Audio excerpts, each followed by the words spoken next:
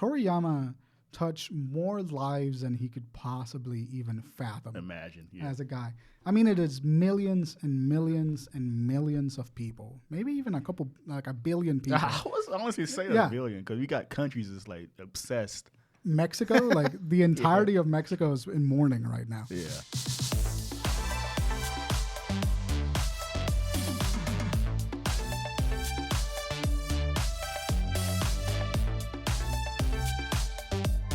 Hello, everybody. Welcome back to the HeadKanon podcast. As you can see, we're in the studio today. I'm back in town. Studio got a little upgrade. And now we're actually like looking at each other. I can see Tay. That's fucking new. I've never been able to see Tay. I always saw your fucking face. What are you laughing at? Just looking straight at me. What? He looked at me and started breathing. I'm like, Anyway, this is not gonna be an all-time thing. I just happened to be in town today, and we decided to do the show back in the studio. And we got a little bit of a. What are you laughing at? just, Yeah, you get the first thing you told me is like, don't do it. Yeah. Don't breathe into the mic. You're like a golden retriever. You get excited when there's people around. Caffeine in it. Dude, I'm so hyped up on coffee. Yeah. Look at this cup. Cute little cup, though. Grown ass man. I can tell it's Flurry Soul's cup. Yeah, she want me to bring it. That's why I was like, this is the rest of it. Like I just filled it up with the rest of it. I was like, I can't fit everything into this fucking cup. She got it from Target. Jesus Christ. No, she got TJ Maxx. Yeah, same. That's it. Same place. TJ to the max. Anyway, so we're here doing a live episode today. So today we're going to be talking about. Shut the fuck up. Today we're talking I'm trying about. to introduce a goddamn show. You guys never let me do it. I get halfway through it and then it's like, yeah, fucking. You got to be aggressive with it. You got Yeah. to be like, everybody, shut the fuck up. It's hard to do it over the mics. This is the first time I get to do something in person in a while. Yeah, that's true. It has been like 3 or 4 months. But anyway, today we are going to be. It's been a weird week for. Like if you're our age, it's been a weird week for you. Like Rooster Teeth shut down after 21 years of being an active company. They finally shut down. And on very sad news, Akira Toriyama, the creator of Dragonball, and a whole bunch of other stuff. He did Dragon Quest, he did Sandlands, he did Dr. Slump. Yeah. Crazy. Blue Dragon, crazy influential guy. He died.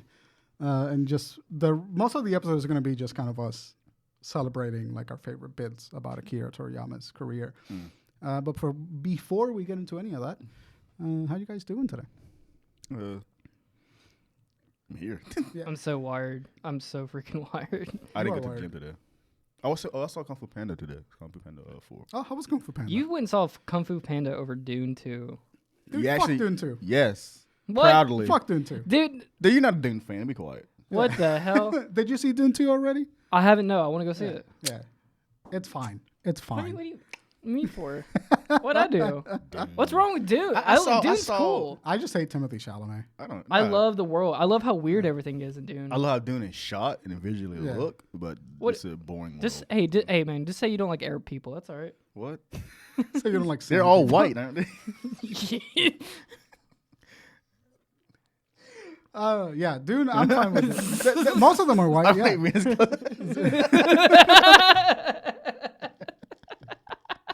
I've had too much caffeine today, dude. Yeah, way too much. I'm tweaking for real. What are they gonna say? I No don't interest in Dune, but Kung Fu Okay. Panda 4 is it's the weakest of all the movies. Yeah, Well, yeah, felt- it's just a cash grab.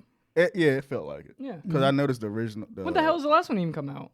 2010-ish. Kung Fu Panda. 2014-ish. I can't recall. Kung Fu Panda 3? I think 2016 is not bad. We had Angelina Jolie, Jackie Chan, the Furious 5 aren't in this movie at all. Oh, really? Interesting. They couldn't afford them. No, they could afford them. They I- just probably didn't want them in there. I don't know what the deal is. I think they just probably said no. Being back in the film, they were like, nah. But they're not in the movies. I mean, it was totally. I mean, like when I heard about that, I was like, was this needed? Do they need to make another one? No. I do like the Kung Fu Panda movies. Yeah, I they will go are see it good. just because of Kung Fu The Panda. first one's awesome. First one can't- is a phenomenal I love movie. the first I one. can't believe those movies have been coming out since I was in like middle school. Yeah, 2008. Was it? Oh, Jesus. Yeah. Mm-hmm. I didn't even move to the States. But when you put it that way, the fourth one came out randomly. I swear to God, I only watched like 2 seconds of the trailer. That movie Yeah. definitely was probably before COVID, and then they just finally got it done and made. I don't think so. I guarantee that movie's in a vault somewhere. But it's about passing the torch of the Dragon Warrior to Aquafina's character. I think her name was Shin. Interesting. And the new characters aren't bad at all. The story just felt rushed. Yeah. Like he just gives it to her. Like, oh, that's it. That's probably how a lot of those stories are gonna feel for DreamWorks does. for a while. Yeah. Right? Yeah, DreamWorks is kind of known for like just beating a dead horse. Oh, they killing it though. After the success of I didn't watch it, but Puss in Boots. Puss in Boots is amazing. Their franchise, I'm not a fan of it though. How to Train a Dragon is huge. How to Train a Dragon is a phenomenal series. Yeah, It's really I good. couldn't never click Yeah, with it. they're really good. But Shrek 5 is coming out soon. Oh, really? Totally not. I don't expect that to be great. Really? It's just it's been They so peaked. long. I mean, they peaked it too. Yeah. Like you They went downhill can't. There, with that two. is such a perfect movie. I didn't like 3. I don't remember 4. And I didn't watch Puss in Boots 4. Puss in Boots movie. You should watch the latest one. Yeah, that's what I heard. It's It's fantastic. phenomenal. But You know what's a funny ass movie? Megamind. I watched this Yeah, I like a didn't couple like weeks that ago. movie. That movie's funny. The movie fits your humor. that makes sense entire for you. era of DreamWorks I did not like. Same with because they also did Aliens vs Monsters. Was it Yeah, I what watched they that too. Yeah. That is not as fun. I thought that was gonna be as funny. I've seen some really funny memes from it, Yeah. but it's not as good as. They did B movie Megamind. too, right? DreamWorks. Yeah. B movie. remember. Oh yeah. They did. The movie with the bee where Jerry Seinfeld plays Right, the bee right, that right, wants yeah. to fuck a human. Yeah. Remember that one? Yeah, Yeah. that was. That was literally the plot. Yeah, that was weird. Dude, you That guys was remember weird. those memes like where it Yeah, I was was about to like mention that. the entire B movie in 4 The seconds? script, yeah. That's it. Dude, no, there was one time where we were all sitting in class one time and we were like we kept finding these memes and Yeah. me, Tay, and Ty thought they were like so funny. That's when it first came out. And it was like it's the B movie, but every time they say B, It gets restart. fastest. It gets start. But there's like ones where the movie gets faster Yeah. every time they say B. But there was one time where like every time they say B, the B movie starts completely over, Yeah. and it was like 17 hours long. That killed us. We're stupid.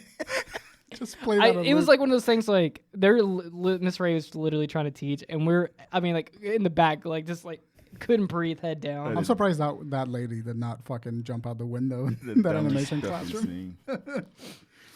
But yeah, I haven't been doing much. I haven't seen a lot of movies. I started watching The Tourist on Netflix. Remember that? The The tour. Tourist. It's like came out like 3 or 4 years ago. It's like Is the it guy. the That, last- Is that Man in the Johnny Depp? no, that's it's a show by the guy that did 50 Shades of Grey. Jamie Dornan, I think is his name. Have you seen 50 Shades of Grey? No. Those movies are insane. I have I no like getting interest. hammered and watching them. I like getting a big You're bottle. Isn't it about like I'd sex or like downing 2 bottles of wine and watching 50 Shades.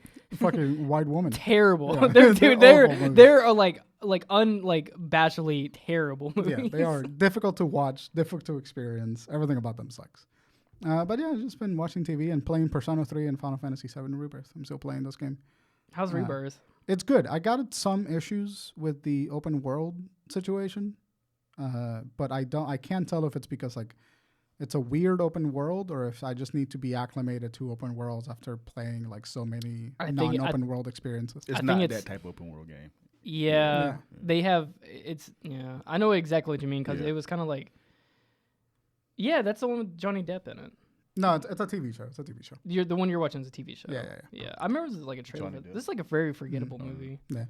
But yeah, it's like I like the open world. Final Fantasy 7, the remake, and Rebirth have this thing where they like you have to fiddle around with the settings a lot before the game like feels actually good to play. Like their default settings for control and Yeah. movement and fighting are like weird. I didn't touch it all. I kept playing the same. Yeah. Is it just me or I feel like the hype for it was kind of big, but it came out and then it's kind of like People are everyone's- praising it a lot. Yeah, that's all. Yeah, Final Twitter Fantasy Twitter is loving it. Like everybody I see on Twitter loves it. I really haven't seen Yeah. anything Like when about it. 16 So came out, it came out and went.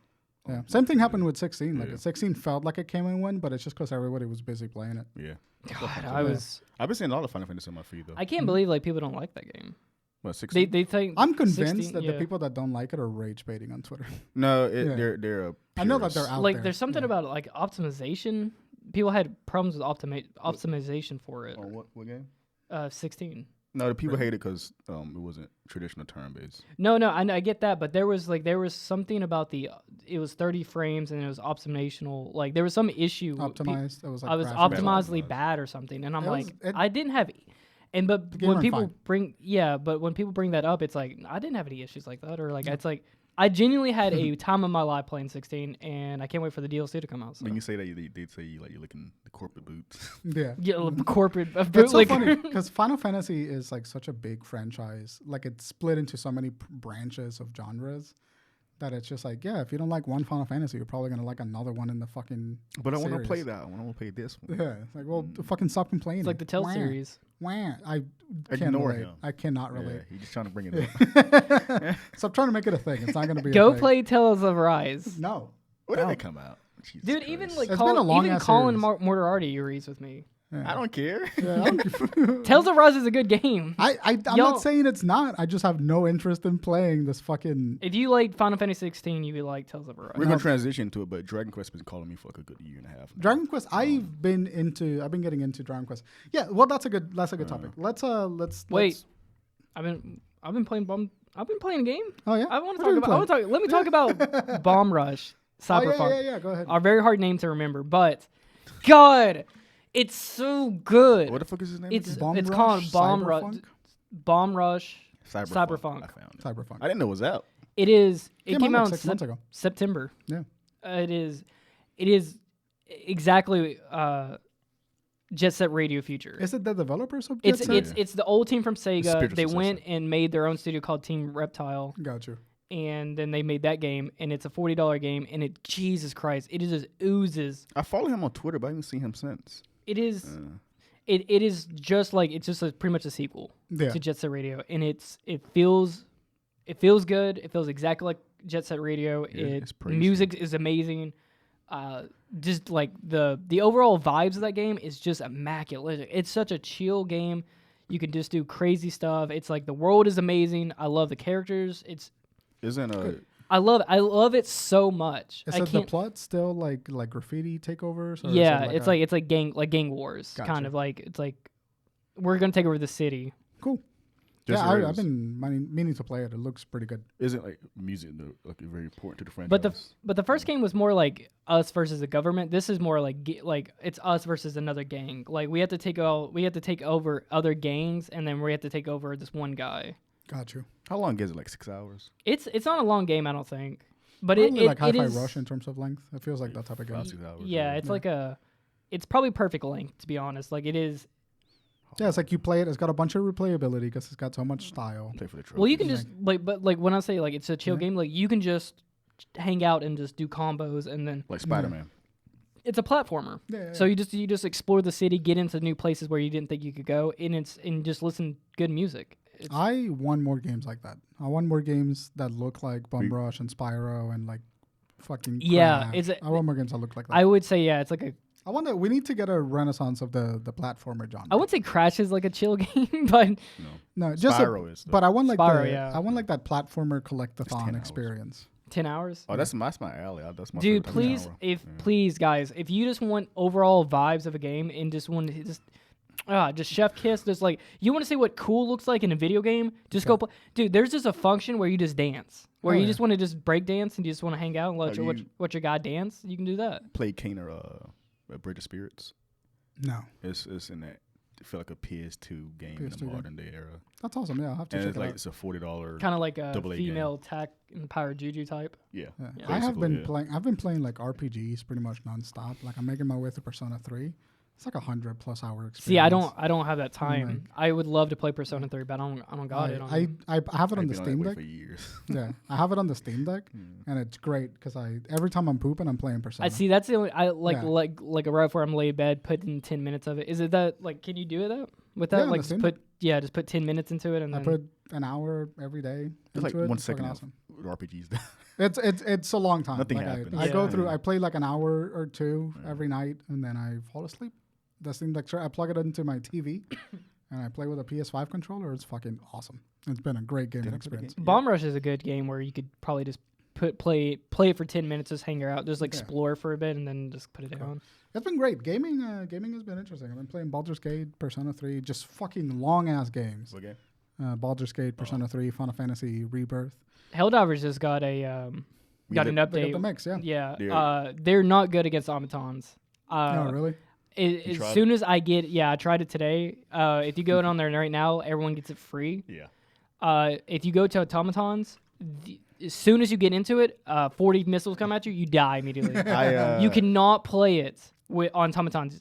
It's mainly for bugs, I think. The planet I texted you guys last night, the goal was to liberate that planet to unlock the the mechs, which is a good way to do stuff like that. They encourage people to play the game. And they tweeted about it, and then the voice of the general, like Helldivers. Yeah, they put a video about it and everything. Their marketing and like their Twitter presence. They understand awesome. their fans. Yeah, that's fucking great. Yeah. I'm excited to jump back into it. I met 2 good players yesterday too. You gotta, but you have to be level 25 too. It's a stratagem. Oh, it's a stratagem. Yeah, so you have to be level 25 to unlock it. Nowhere near there. Yeah, I'm level 23, so I was trying to put it on grind, but I'm 17. I'm hitting some glitches. There was some glitches I've already hit. My game crashed a few times. Bug asset stretch. Yeah. That's. I mean, that was happening a lot. I didn't get my XP for one match. No, it comes back when it comes. So they did a new update, so they nerfed a lot of stuff. So there's gonna be like a little bit of like they they're did gonna a have the nerf. hotfix. They did a nerf. I saw the creator, the CEO tweet about it. They were like, or talk about it in Reddit, I think, and it was just like, we didn't nerf or like unbalance the game. That's just like what we intended the game to be like when it came out, and we're just putting it at the state that we want to before we start actually doing balance I didn't matches. feel no difference with the shotgun. No, they definitely made it harder. You think Like hard mode is actually harder now. I was killing not- it yesterday. I don't know. Well, they didn't change anything because I read the whole patch notes because I talked about it in like HK Weekly, which by the way, a new series of videos. But I talked about it and it was all like gun stats, and the shotgun got The two breaker- bullets less. I think it's a 13 clip instead of a 15 shooter. I never paid 16. Yeah, It's they they nerfed nerfed it from 16 to 13. Yeah. I heard they- the railgun got nerfed too, right? Yeah, the railgun got nerfed. So it's all changes to make sure that things aren't like fucking out of pocket before they actually start balancing. The game felt really good to me. The only thing that I noticed is that it crashed a few times. So they do have to do some hot fixes. I've had a couple crashes since I bought it. But it never happened until the update, so I'm sure that there's some hot fixes around. Actually, it's the opposite for me. The game runs better, in my opinion.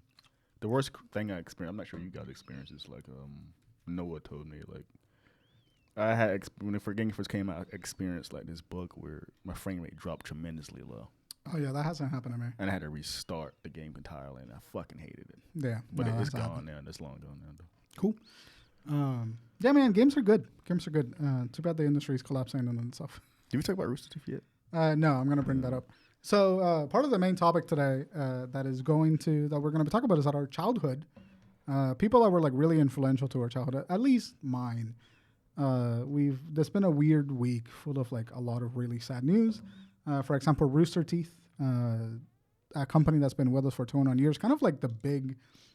One of the big OG channels. Yeah, it was like Machinima and then Rooster Teeth were like two of the biggest people at the time.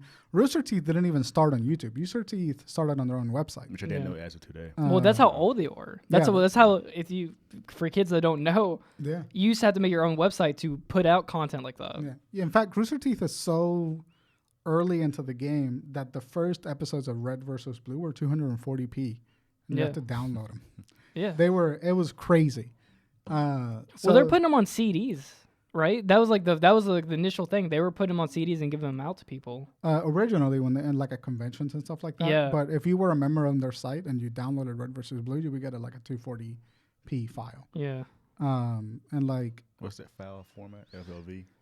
yeah, MOV, like MOV. MLB, the FMB. It was a wild time, and like they pioneered kind of like the content creation pipeline. Like they were the ones that, when they joined YouTube, they were one of the first people to do everything that was happening on YouTube at the time. Way ahead of it. They were one of the first people doing Machinima. Like Machinima, the company Machinima was, I believe, inspired by Rooster Teeth.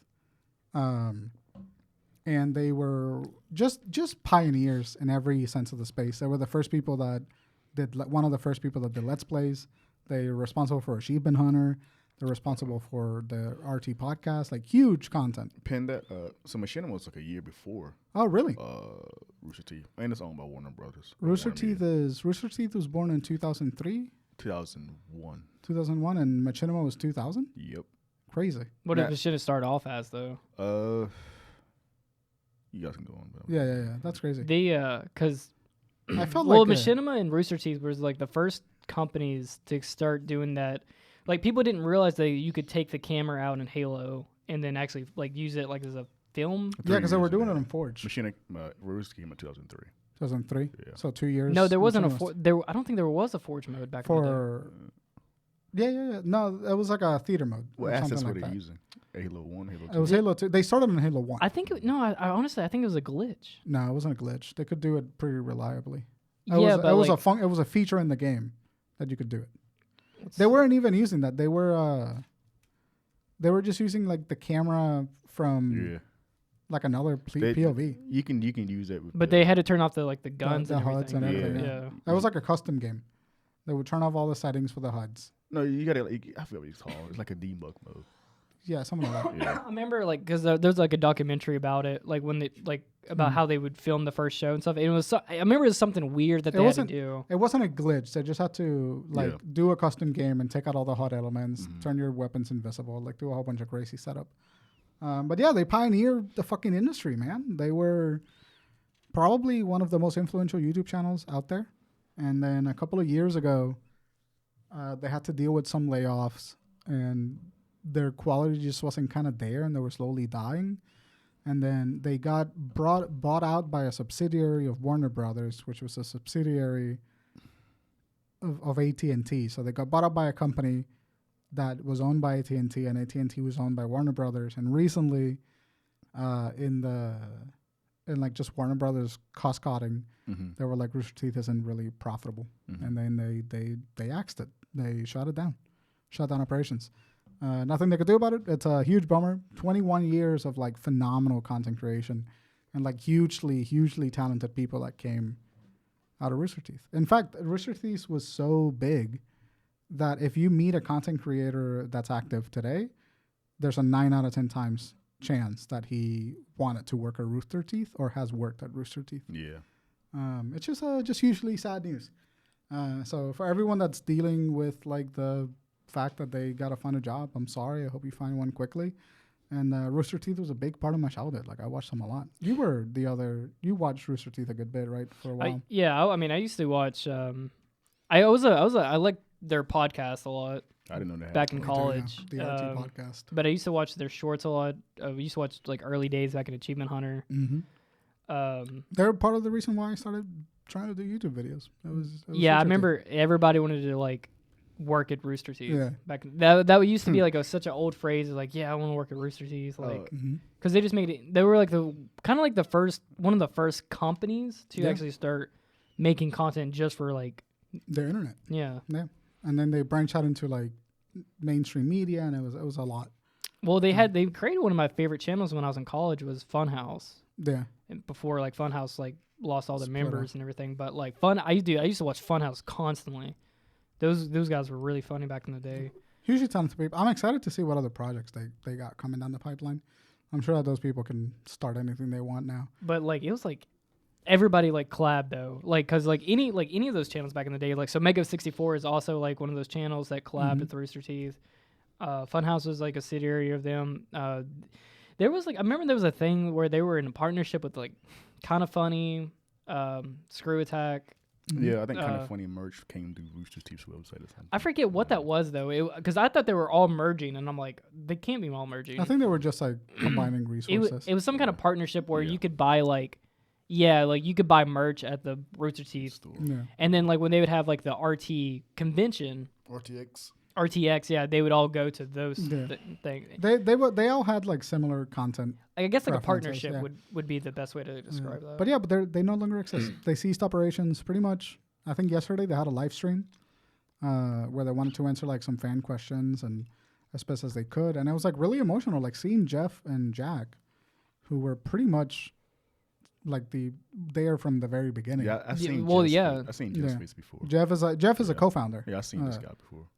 He's been there since the very, very beginning, and he's the most transparent of them all, I think. He was always trying to talk with the audience.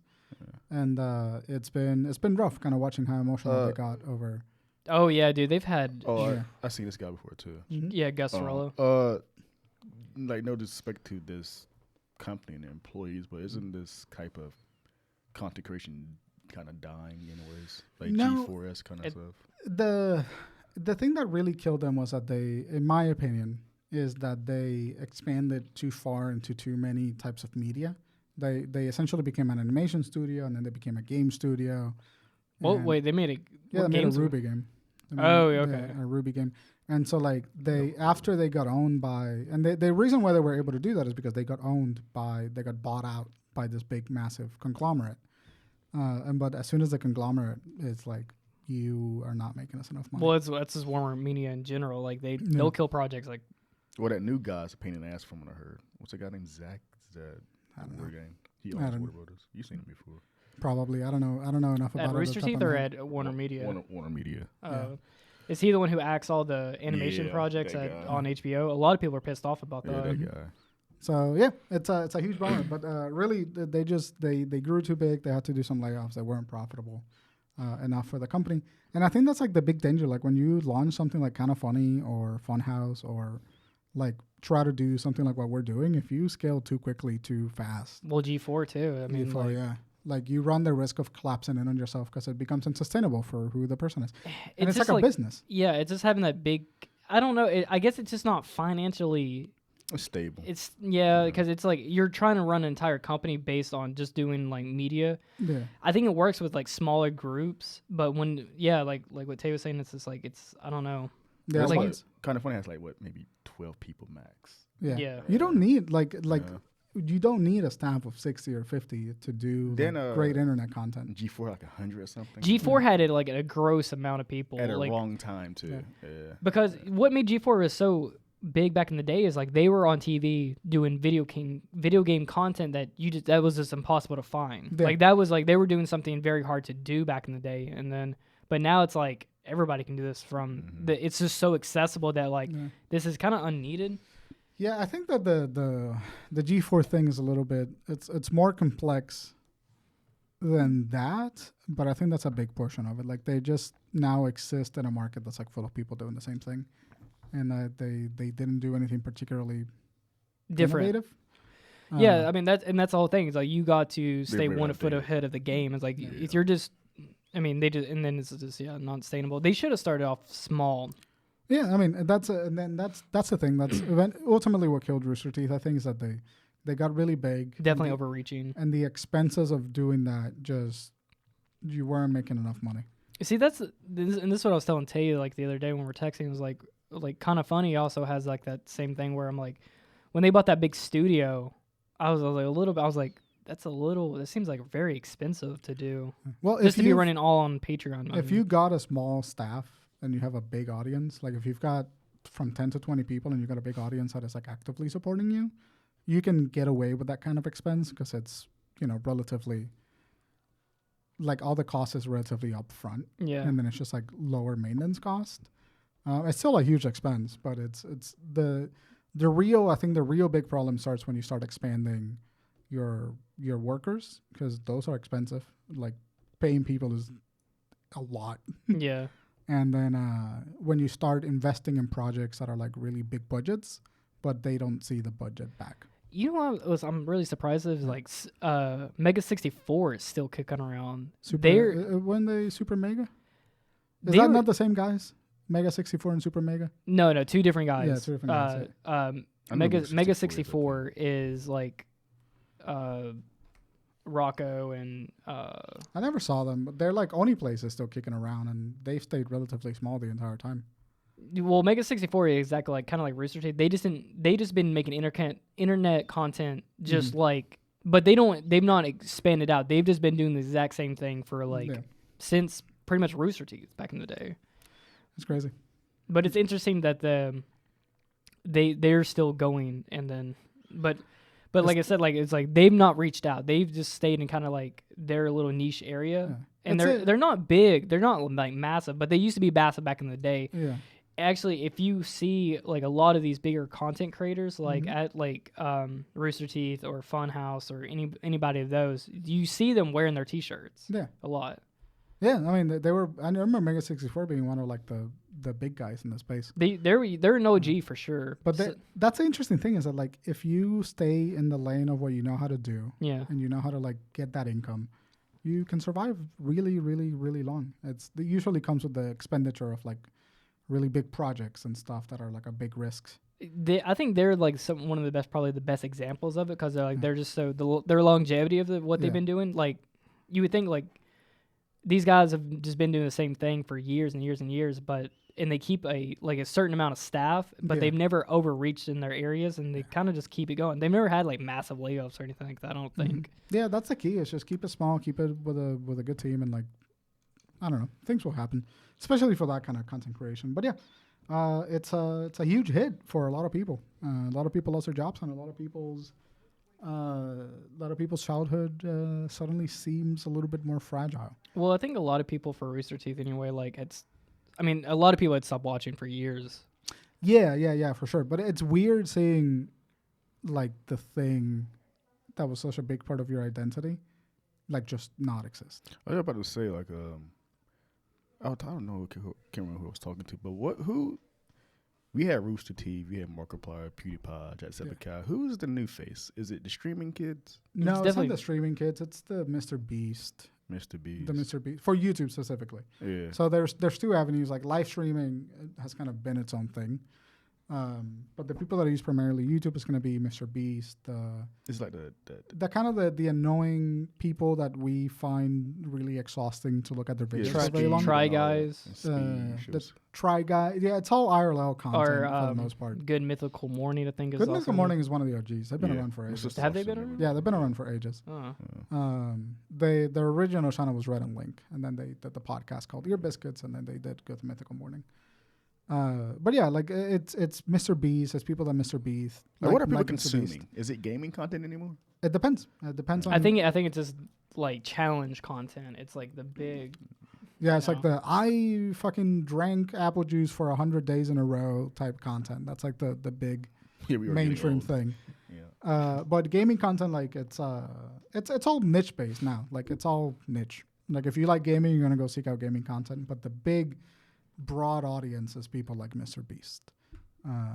Which levels that most people can't afford. Rich content. Yeah, there is a video called the Mr. Beastification of YouTube. What? Yeah, it's a great video. It's a great video, but it's a video. You're watching everything, Brian. Dude, I watch so much. I know shit. you're signing HeadKanon. He's watching something. Well, wait. Like I remember, like there was like a lot of kids. Like I remember the shift. Yeah. Like before Mr. Beast got to where he was at now, like there was like this like trend of like kids like just rich kids destroying their like rich kids.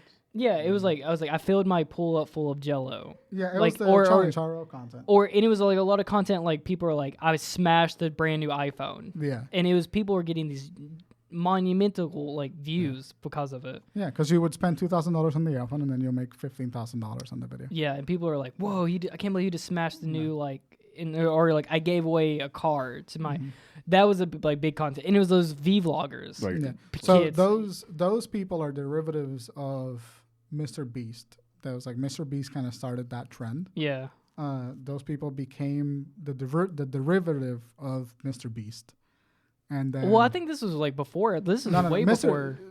Crockett, I promised you that Mr. Beast was the trendsetter there. Yeah, I'm looking at thumbnails. They were some videos of people like doing weird challenges like that, but they never made it particularly big until Mr. Beast started the trend of like, I spend $6,000 doing this thing, or I spend $5,000 doing this thing. I watched the video, the Mr. Beastification of YouTube. There's a couple of people like just a couple of annoying kids that were just like doing the prank. It was a social experiment crowd. Out of the social experiment crowd, Mr. Beast came out, and then that's when the trend of like what you're talking about started happening. The shift happened with the social experiment crowd, which is the people that got caught making fake pranks. And they're all just fucking harassing people. Oh my god. That was like 2009, 20. Farting in the hood. Yeah, like it was a crazy wild time for YouTube. Doing magic in the hood. Yeah. I love Magic and Raw Hot though. Yeah. I was literally just made that up. What are you talking about? He has videos like that. Yeah. He's awesome content. There's some people that like really can do it sustainably and like not be annoying, but like the big trend was like, oh, this guy spent $1,000 doing a video, I have to spend $2,000 doing a video, and it's just gonna kept escalating on that until Mr. Beast made it big. His first video that did really amazing in that type of content, and then he just has to constantly keep raising the scale. I don't watch none of these fucking new people at all. It's the technique became less so of making interesting content and more so of like manipulating your audience's attention. And Mr. Beast was just really good at manipulating audience's attention, and that's the kind of content that is making it now on YouTube. No, like it's on fun. the meta of YouTube. I see this guy just milking Mr. Beast videos. Like This is what, he keeps talking about Mr. Beast. Writing his coattails. Yeah. Yeah. Yeah, and that's the meta. Like you find someone successful, and then you talk about that person for 6 months out of the year. You try to cancel them for 11 months out of the year. You try to cancel. It's insane. It's really crazy. The YouTube economy is is less so about like making interesting things, and more so about just hijacking like the attention of your audience. Yeah. Which is a huge bummer. Sometimes. That's the algorithm. I mean, that's like that's what that's facilitated. Yeah, it's just easy psychology, and like the people that were like the days of like people that were started doing something fun on the internet and then just like grew really big doing something that they were like really like Rooster Teeth or Super Mega or Mega 64. Those getting a little harder to come by these days. Cow Chop too. They were a part. My sister Game used to love Grumps. those too. Yeah. Game Grumps. Yeah. Like those people did something they were following, some of them were following a trend, but they did something that was like really unique and engaging, and a lot of the content on YouTube nowadays just isn't that. Their content is like guys on the couch. Yeah, that's guys on it. the It's like just boys being boys, really. Just people being people. But yeah, that's kind of about it. But the YouTube meta and the Twitch meta are totally different. The Twitch like kind of like attention span is another thing. Started streamer wars with Kick and YouTube, and that's a whole nother. Yeah, that's a whole like. I That's kind of like the new thing, though. It's like Mr. Beast is definitely leading like on YouTube, but like I think He's a lot of leading kids for Twitter tend to go into like Twitch for like the iShow speed. Aiden, it's what just the fuck, Aiden whatever. Ross. Aiden Ross. God, those are. Listen, Kai. Who the fuck are these people? These are some of the Streamers. most annoying. They're like Pokemon. Listen, Pokemon. No. Like Pokemon, they're not like Pokemon. Like Pokemon, like a streamer. Yeah, she's a streamer. That's what I'm saying. Like, no, she's a streamer, but she's not like these fucking dickheads that are like. They became like public. celebrities on Like their show. iShow Speed, Kai Cenat. They're first of all Aiden Ross. First of all, mostly scammers. They've all had a crypto. Isn't he like scam. a drug dealer? I or something? don't know that. what are you talking? I don't know that. Yeah, he's like really into This is like where I know where my age is. Like Yeah. I'm like, oh, I'm getting disconnected now. Like Yeah. I'm not familiar with like. Yeah. This I got anymore. you. I know the whole bit. I know the whole thing. I don't know these fucking it's kids. Aiden Ross, Kai Cenat, iShow Speed are all people that got really popular by just being loud and annoying on Twitch. They started doing gambling streams on Twitch. Twitch banned gambling because the main company that was like sponsoring this gambling streams, there was like, you're promoting gambling to kids. Twitch was like, we can't do that on our platform. That company left Twitch at all. They made their That's own when they streaming decided company. to start cracking down. It was 5 years ago, like maybe 3 or 4 years ago, like Twitch went to this whole hassle of like gambling was being promoted to kicks, and like all of the streamers and advertisers didn't want to advertise on Twitch because gambling was being promoted to children, 19. and like advertisers were like backing away from the platforms. Are content houses still a thing too?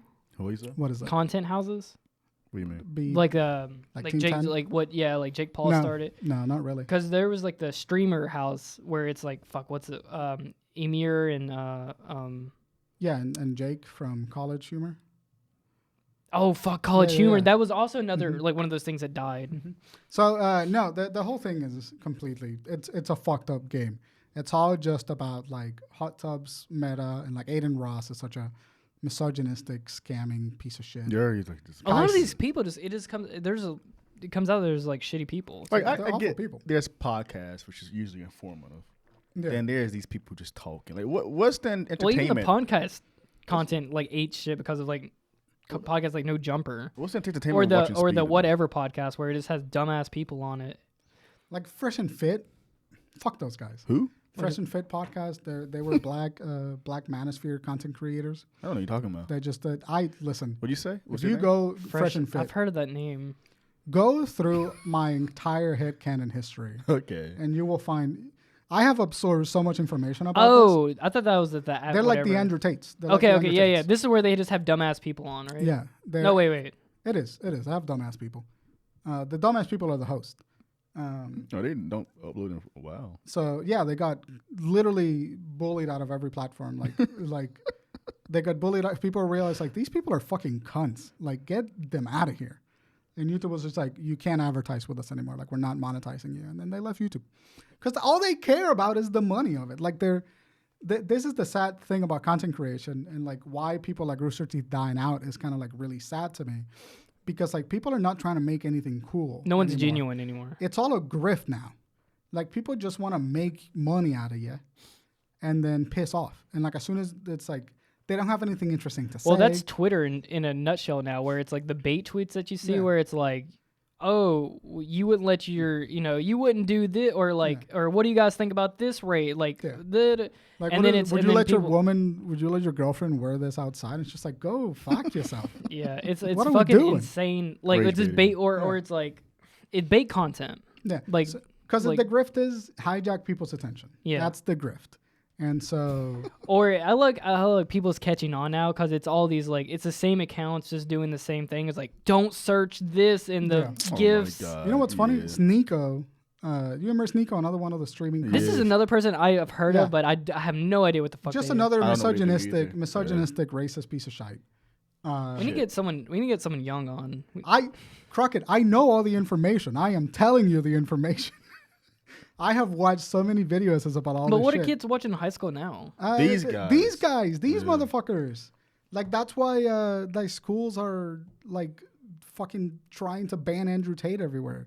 Like schools have had more misogynistic incidents in the last 2 years than they've had in the last 10 years. Because it's been rising. Because all you get is this people like hijacking their attention. I feel old, man. Yeah, Is it's this guy like Filipino? he he's is black? some form of Asian. He's He Blasian. is? He's black and Asian. He's mixed. Blasian. But he's another one of those cunts, just saying wild shit. And he got caught retweeting a video that he was in with another streamer from another account because he accidentally tweeted from his main account instead of the secondary account that was meant to be promoting his main account. Yeah. So he like made a fake tweet saying like making a rage title for the video that he made with another streamer. And it was supposed to streaming from an alternate account, but he tweeted it from his normal account, from his Nico account. And so all of these people just have fake accounts. They're just promoting each other on Twitter. And now it's super easy because you pay blue. You pay for like the check mark, and then that's a grift. You guys don't do that, do you? No, I don't pay for the check mark. No. No, I refuse. Anyway, that's another conversation. I love how like when someone posts something like that, they're like, "You pay for Twitter." That's like that's it. So like, you pay for Twitter. Well, there was you see, it's a big. I'm sure you're seeing these OnlyFans girls paying these meme pages ads. Oh yeah. Like, have you seen this video she did? It's crazy. Yeah. It's It's so like, oh, her OnlyFans it's so think it's shameless crazy. and annoying. Like, Yeah. but I love like, dude, the best thing that's ever came to Twitter was the content thing. Like The now, community notes. the community Yeah. notes, I love fun. it every time they just burn something because then Even it's Elon like got though affected like by this is like World War II. Like He turned them off for his post. Yeah. Elon Musk turned those off for his post. But like I love What a like, fucking pussy. but I What a fucking pussy. but I love Elon like Musk. how like they people just putting fake content or Yeah. like just misinformation content. Like it's like this is World War II. Like back in the day, and then it's like the community he hits them with this is video- actually fake. Like this is actually from the fucking like the Like the 70s. 60s. No, the video you sent me, and I was like, "This Armor 3, Armor 2." Yeah. You remember Where that? I love like, but it's like dumb shit like that where it's Yeah. like because they're like this. It was like a helicopter getting shot down in Ukraine, and it's like it's a fucking Armor 3 mod. Yeah. It's a video game, Yeah. and like I'm just like, thank God, like community notes. Dude, it's been crazy. It's been crazy. The attention shift has been crazy. But hate like, it. but the interesting thing about it is because there's so much bullshit on there that you would never even like. People don't realize that like this is an ad, That's crazy. Yeah. or but like that. But that the only Uh. fans thing is like where people are like people don't understand this is like they're getting paid to post that, and then the community notes will hit their ass with it, and then probably are like, oh fuck. ESPN host Stephen A. Smith was talking about Dragon Ball on live TV. Oh, yeah. You know the little things he does. That's funny. I have never seen that. I've never seen that. He's That's how talking big about Dragon Ball right is. now. Huh? He's talking about Dragon Ball right now. Yeah, he just posted like an hour ago. I mean, people That's don't fun. realize how old this series is. It came out in what 87. 89. Yeah, the original. Yeah. Yeah, like it's been around for. Can you imagine that though? Like it's been around, and like what was the last like 2019 was the last. The last release was 20. It was like in the middle of the pandemic, right? We're talking about Super, the last Super. Super anime ended in 2018. The movie Broly came out in 2018. Yeah. No, 2019, January 2019. 2019, yep. Then Superhero came out last year or the year before last? That's Last right. They just had a movie come out. Yeah, last year. That brings us to, that's a great segue. Thank you, Crockett. Yeah. Akira Toriyama died at 68. Yeah. From Too Sub-Zero- fucking young, dude. Yeah, from Sub-Zero hematoma. And I can tell that it was unexpected because he was still in the middle of working with some projects. Yeah, he currently does Dragon Ball Super manga. Yeah, you good? Apprentice Toyotaro for Toyotaro, yeah. Dragon Ball. Dude, Super imagine, like, I can't imagine Yeah. being Toyotaro right now. Like, Yeah. that's a big hit. manga. I made a tweet about like man just Yeah. going office and Sensei's not it's there. like, yeah, Sensei's not there. Sensei's anymore. not there. Akira Toriyama, like, this hit me. I was driving to Charlotte, actually, when I saw the news from Fredericks. He put it in the Discord, Yeah. the little note that they posted. And I had to, like, pull over to a gas station. Dude, I was coming from Food Line and Frey texted me on Twitter about it. Yeah. I text him, I was like, no fucking way, you're lying. Yeah, I thought it I was pulled to the side and just read that note. yeah, They posted it yesterday. absolutely heartbreaking to read. Like, and like, it feels silly to people that maybe don't understand the impact that Toriyama had on culture. Yeah. Like, Toriyama touched more lives than he could possibly even fathom Imagine. Yeah. as a guy.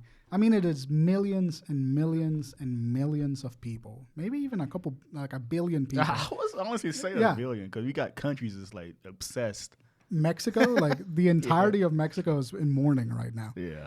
Like Akira Toriyama was such an influential person just through Dragon Ball, but he had other stuff. He did Sandlands.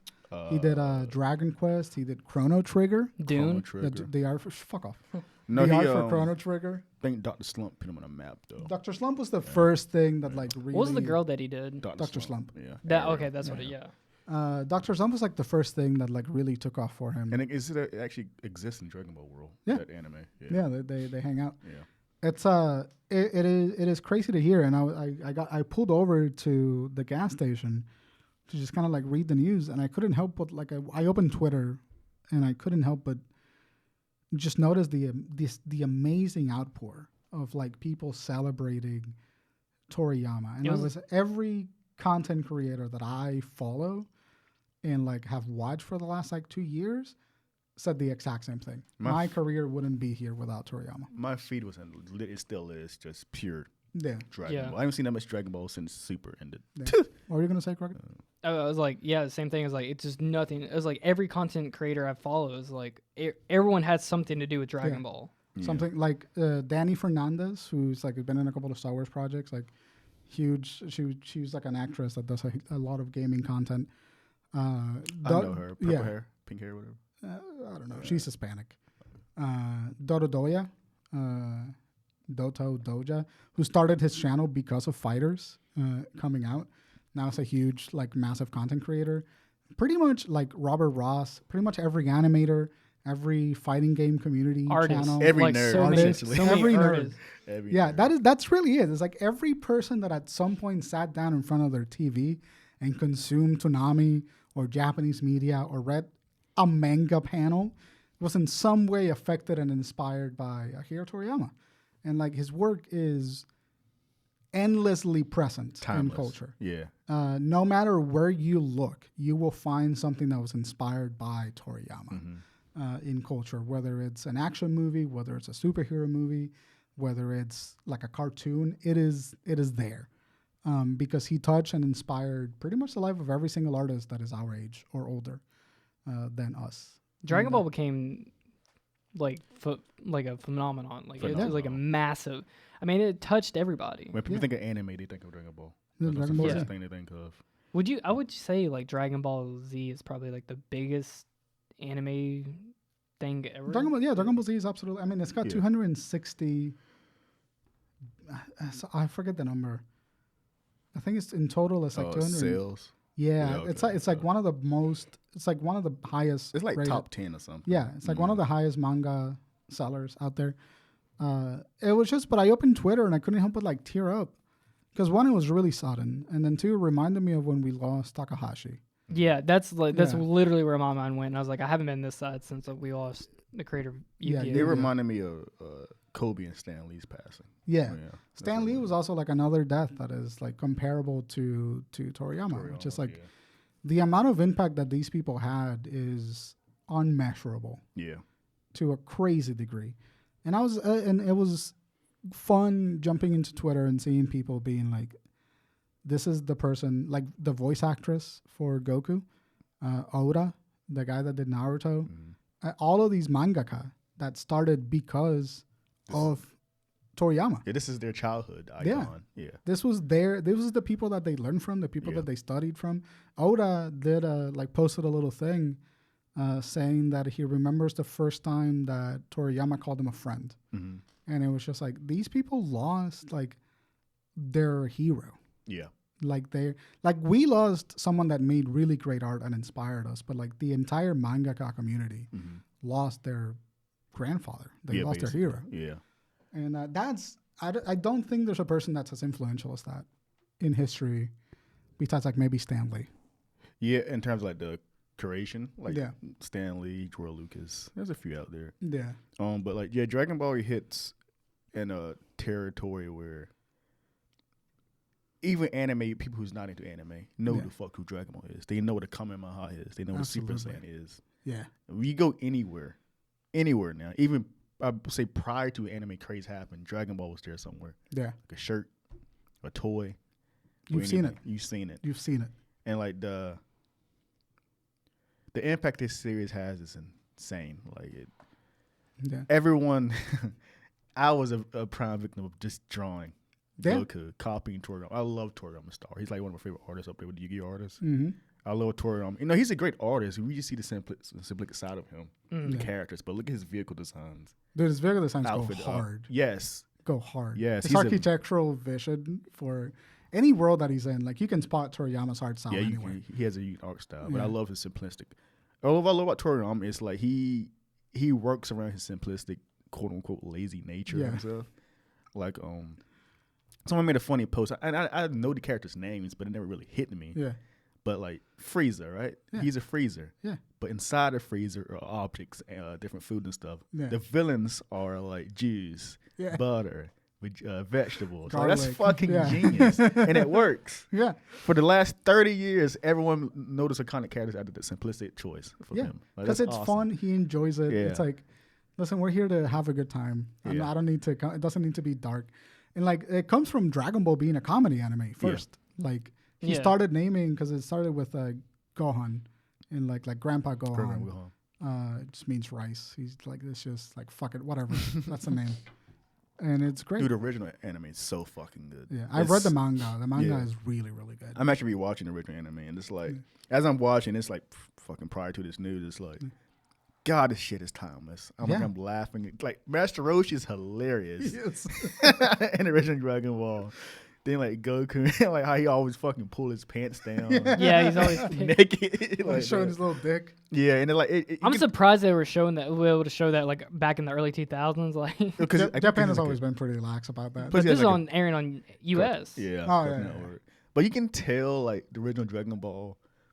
You can cut that series out, and it would feel like its own thing. Yeah. Because it felt like, how can I put it? It felt more comic booky. Yeah. The original Dragon Ball compared to Dragon Ball Z, GT, Super, and all this stuff. Because you had all these gags, Goku doing these weird fucking things that doesn't make any sense. Yeah. And all this stuff. You can feel like a one-off shot. Yeah. Well, and it got way bigger than he expected. That's what So I was reading a little bit about Toriyama, and he entered a manga competition. Yeah, I saw this. Somewhere. He entered a manga competition and got like completely lost. Like nobody cared. His manga got last. And then he said, "Well, I'm gonna make manga until I make a hit." I saw this earlier. Yeah, and he fucking did it. It was Dr. Slump. Like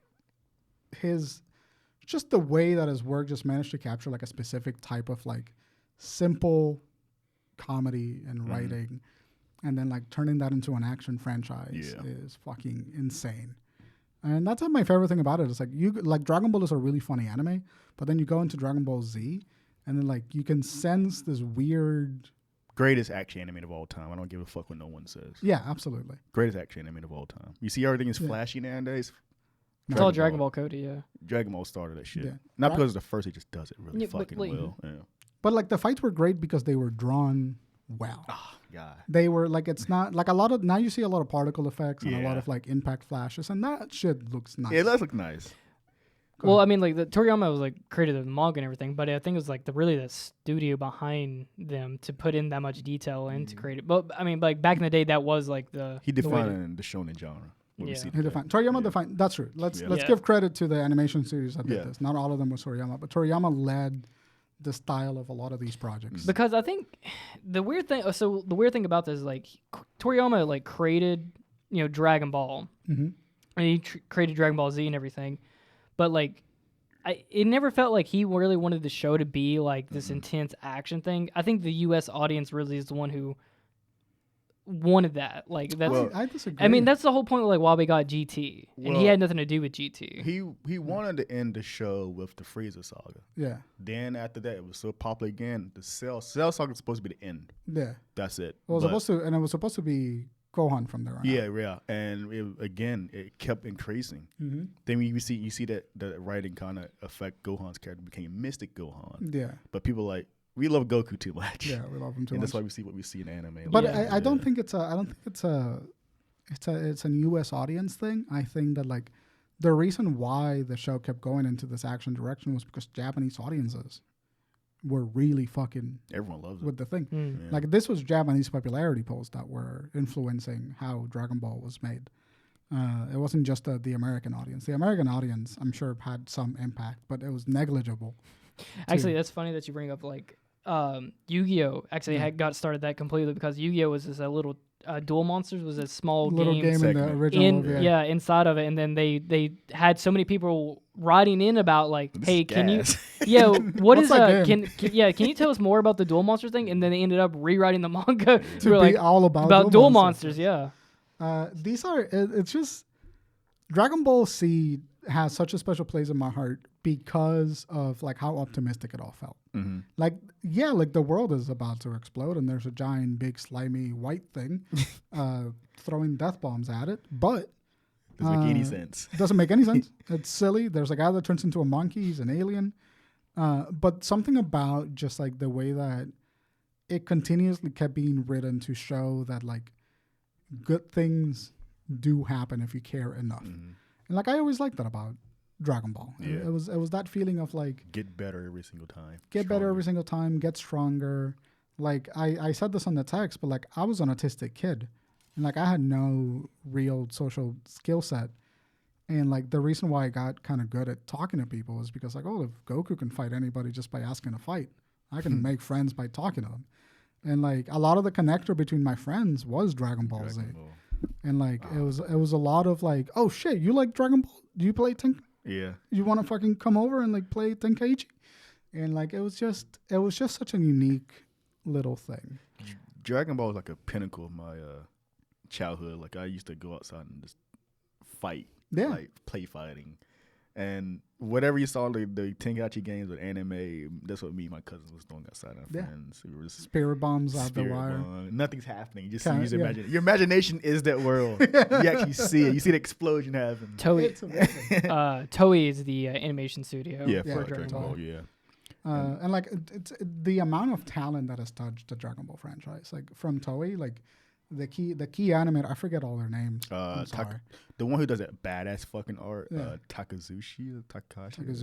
Yeah. I don't remember. You've seen his art before. But the guy that animated the Frieza saga, the Super Saiyan episodes, the key animator for those episodes, one of the best animations I've ever seen. My favorite animator is probably Shintani. He did a Broly movie. Yeah, I love his soft designs, but it makes it fluid animation. Yeah, like top notch. Like very fluid. But it's like flat, soft character. Yeah, he nails that shit. Yeah. It's almost like a cross between Dragon Ball and then Dragon Ball Z. Like early Dragon Ball. Yeah, like the little softness of it. Yeah. What's that fucking Takahashi does the badass designs everyone loves. Yu Takahashi. Yeah. He like that. Yeah. He does like Elite Z stuff. Are you talking about Super, or are you talking about? He's in a whole bunch of them. There's something about the colors in Super that I never liked. They made it more saturated, like modern anime. They're super crispy. Yeah, that's one thing that I do miss from older anime is that low saturation. Like clearly like Sal painted. Yeah, when Goku is the shot is like Goku is in Super Saiyan form. It's him and Gohan. They're just after they've been training hyperbolic trainer. Yeah, they're just laying down. Yeah, and then he has like a orange, like the colors between like he's wearing an orange and black jacket, and they're both jacket. And they're both in Super Saiyan no, mode. That's right. Those colors look so pleasing, crispy. Really pleasing, and it's a very aesthetic to the early 2000s look. Oh my God. It's so perfect, and then it's just like nothing in Super ever could capture anything like that. And I don't know. I don't think it's an artifact of like digital coloring because it's just you can get that effect, but it's just like the way that the industry kind of. It's almost like it was it's animated on cells, right? Like it's like it has almost like a texture to it. Yeah, but you can get that same color style in digital. Yeah, but that in like it's more like art style too. Like, cause I know in modern Dragon Ball, maybe I'm modern like 2008 or whatever. They made the characters look more rubbery. Yeah, like you see Goku now, there's this glare effect on his cheek, which wasn't always there. Now they looked a little bit more solid and opaque. And do you remember when? Sorry, this is a completely tangent. But do you remember when like Super Saiyan hair was flowy? Mm-hmm. Now it's sharp and rigid. Now it's sharp and rigid. Yeah. Super Saiyan hair being like actual hair was one of my favorite things about. That's what I'm saying. Like the art style, it became more stiff and sharper. Yeah, it's also easier to animate. So like I understand that. Yeah. Well, also detail, like black, like little like nicks and cuts and everything like that. It looked a lot, and then shadow. I think a lot of it's got to do with shadowing. There's a lot more shadowing on a lot of characters, which takes longer to animate. Yeah. In original Dragon Ball, his art style changed over time. He made Goku slightly skinnier now. Yeah, he wanted. That's why Super Saiyan God. Yeah. Looks the way he does. Because he say he's tired of muscles and all that bullshit. Like, let's make a god form skinny. Man. It's just, I cried yesterday when I heard about Toriyama. Not because it seems silly, but I cried not because I had a personal relationship with the man and a weird parasocial relationship, but it's weird that this person who did probably the biggest factor to my personality being what it is right now, I just won't get to see any of the other stuff he'll make. You know, his art and his self-expression is gone. Yeah. And that is heartbreaking to me. His Apprentice is the closest. You can still tell the difference between the two. Yeah. There was and I'm okay with that. I will still enjoy Dragon Ball, and I will still very much watch whatever comes out of Dragon Ball. But I do feel like artistically there has been a loss. Yeah, clearly, yeah. For me, I was sad about the news, and eventually those feelings became more like, you know what? This guy gave us so much cool shit. And I started reading the tweets, and the tweets are just straight bittersweet constantly. Everyone, like I said, everyone, we all different people. Yeah. But this one franchise connected us all. Absolutely. The memories and shit. Dude, the fact that in Mexico there was a stadium. Yeah. Full of people. Every time I watch that clip, though, it makes me tear up. It's so crazy. So fucking good.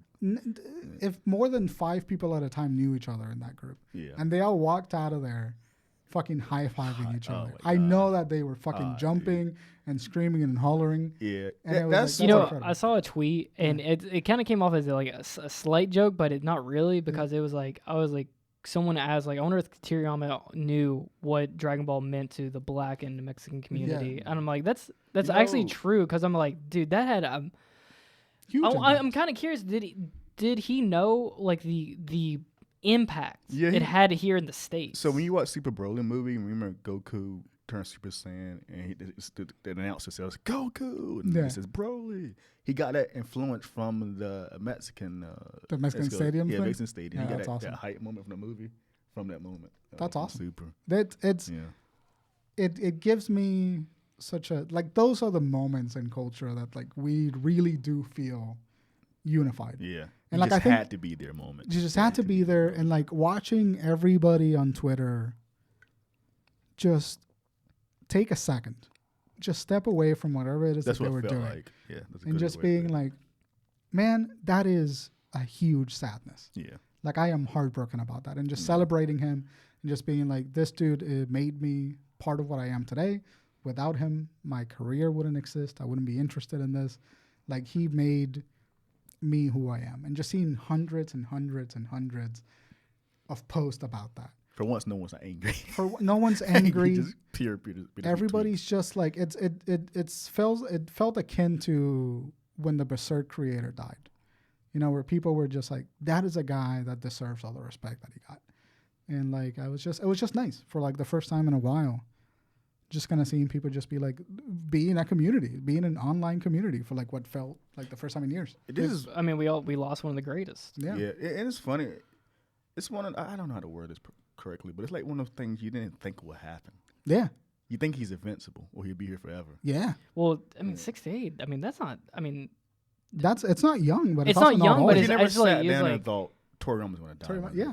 I never thought. you think it he'd was live longer than that. And everything. Well, that's also like the thing when like I had this thought and I was just like, wow, my childhood people are dying. Yeah. Like the people that made the things that I loved. Mm-hmm. The creator of Yu-Gi-Oh. I mean, JDF passed away last year or two. yeah. Green Ranger. Yeah. And it's just like the people that I looked up to, the people that I loved watching, the people that inspired me. Someone made a tweet about that and it hit hard. Like, Yeah. they just say we're getting older. That's what it is, and that's like this is like the grim reality of like age is like like a lot of stuff that meant to you as a lot as a kid. I mean, like they're gone They now. just died. And there really is such a thing as like those things will inevitably have to end, and like you just have to be okay with that. But Nothing lasts for. Which, granted though, like the Toriyama, like he wasn't involved with like a lot of like newer Dragon Balls. Yeah. I he mean, was massively Since- involved in Super. Since Battle Was Gods he? happened, he's Yeah. involved in everything. Was he just overseeing everything? He was approving the Writing signs. He and was yeah, writing. yeah. He was working. Well, I knew he had nothing to do with GT. No, he didn't do No, nothing. no. Well, he GT. designed. He created designs. That's it. And then that was it. And then Yeah. they let him do the. Since Battle Gods happened, it's been his work. Has been involved. Yeah, he did Sandlands in between a couple of Dragon Ball seasons. He wrote Sandlands. But You know, he's that's been actually involved. coming to Disney Plus. Is it really? Yeah, there was an animated series. Is it anime coming. or game? It's an animated. It's I, both. It's both. I read. Well, there's a game and then there's an anime series Okay. coming. I think they come out at the same time. Yeah. I didn't know. Yeah, but no, Toriyama has been actively involved in Dragon Ball. That man hasn't stopped working since Battle Mm, Gods. Yeah. He Dragon Ball Daima, the new one that's coming out. He was super involved in that. And full fucking circle. Yeah. He may be his last project, but it's Kid Goku again. Kid Goku again. Yeah. Fucking awesome. Yeah. It's fucking Yeah, rad. fucking awesome. And like Yeah. we get to see Kid Vegeta, which we never really got to see. Yeah. That'd be fun. Everyone's like a kid cast. Yeah. Man.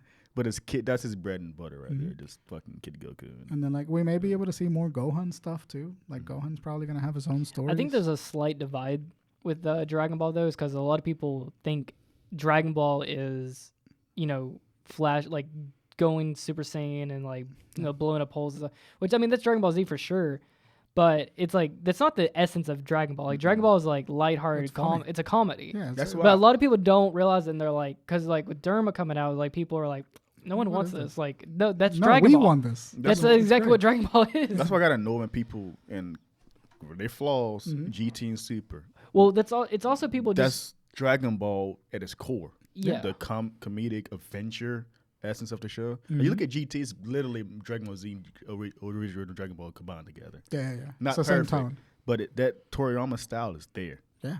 Even though he didn't write it, that shit is there. Mhm. People like to shit on it because it's not straight up.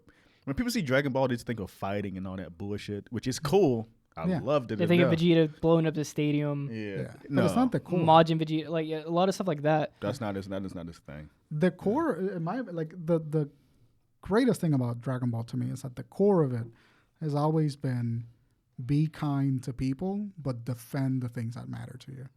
And like I always see that when like Goku befriends all of his baddies. Mhm. He's always ended up working together with the bad guys. Just look at Piccolo and Vegeta's development. dude. Yeah, Piccolo and Vegeta, Frieza and Yeah. Super, like they work together to beat Jiren. Yeah.